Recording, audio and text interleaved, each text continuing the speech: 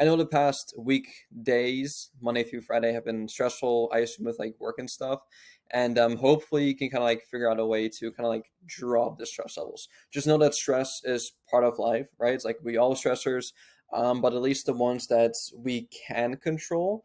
Let's try our best to reduce those stress levels, right? Because having stress, like it's normal and it's kind of healthy, but some of the other things that is inside of like our control that we can actually handle, let's try to reduce that as much as we can, right? So the stress, for example, like the stress that you get from working out and stuff, like that's good stress. The stress from like seeing changes in your body, like that's obviously good stress. But then like maybe like the work related stress, like for example, let's say you have like a project due, let's say 3 days from now, but then if you leave it to like last minute, you're adding a lot of extra stress to your plate by leaving things to last minute, and now you're gonna be just like constantly like stressing around, like trying to like figure out like, okay, I got to do this thing really quickly. You got to pull an all nighter. My diet isn't going to be on point during this time. All this stuff, right? So what I found personally for me, Terry, to just reduce my stress levels is by simply just being more proactive instead of being reactive all the time, right? Because if we're constantly reactive to things happening to our life and we're almost like letting the world happen to us instead of us happening to the world, you're just going to be constantly reacting to certain things, and you can't really get a like a good grasp on any situation really, right? So try your absolute best to just prepare ahead of time. I like having a daily to-do list. It helps wonders just with my day-to-day activity. I know exactly when I'm going to wake up, what I'm going to do as soon as I wake up. I know exactly what my clothes are going to be. I lay out my clothes the day before, my gym clothes, and then my day-to-day clothes. I know exactly what meals I'm going to be eating, so I know exactly what my breakfast, lunch, and dinner will be, so I don't have to stress about, oh, as soon as I wake up, what am I going to eat for breakfast? I don't have to rush to like a Starbucks to get a coffee.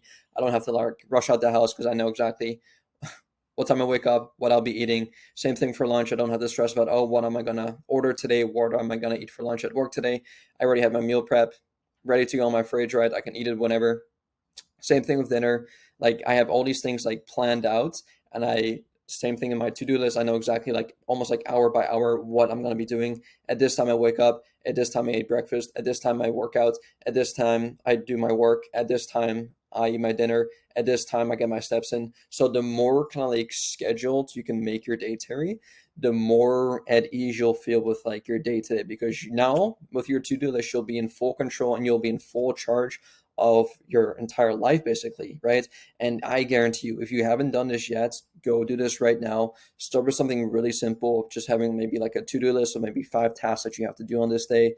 But it's the more kind of like hour by hour you can make it, the more you'll notice that the more in control you'll basically be of your day and in turn of your life.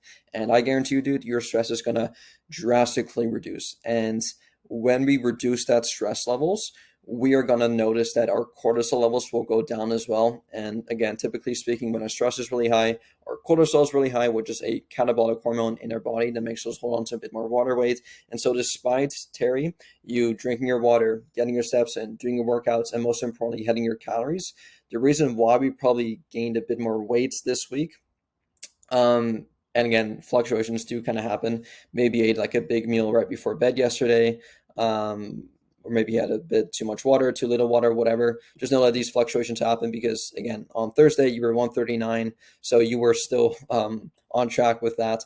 But the reason why, just looking at everything that you've done this past week, the reason why we may have gained a bit more weight. And again, this isn't fats. This is simply just water weight, which will easily be flushed out once the stress reduces. But it's probably because of our stress. Sorry, because of our stress levels, right? When our stress goes up, our cortisol goes up, and when our cortisol goes up, we tend to hold on to more water weight, right? And on top of that, making sure that our sleep is on point as well, because when we lack sleep, I mentioned this to you so many times before, Terry, but two critical appetite hormones in our body actually go into opposite bad directions. So leptin, which signals to your body that you're nice and satisfied, actually goes down, right? So you actually be less satisfied after eating, meaning that you're going to be hungrier more often, right? And then ghrelin, which signals to your body that you're always hungry, actually goes up as well. So these go into opposite bad directions. So not only will you notice that you're going to be hungrier, you're also going to be craving a lot more food, and this could in turn make you eat a bit more food as well in general, and just a bunch of bad things happen, right? And then on top of that, like It's just not good for your recovery, not good for your health either. So by simply dialing in those two things, Terry, I think for you will make a huge difference because you're already doing a great job with your workouts. Like workouts never have been an issue for you. I know you always show up and do the work. The steps as well, dude. I know at work you're physically active all the time, so you have no issues doing that. Nutrition as well, you're doing a great job. Just kind of like doing your best to stay away from those vending machines and hitting your 1,800 calories every single day. The only two things that we're missing right now, dude, it's just like your stress levels, making sure we reduce those, and then also your sleep. If we dial those two things in, we're gonna be well on our way to continue on losing the weight, right? So that's gonna be your homework for the next couple of weeks, dude. So let's dial in those two things, implement the tips that I just gave to you.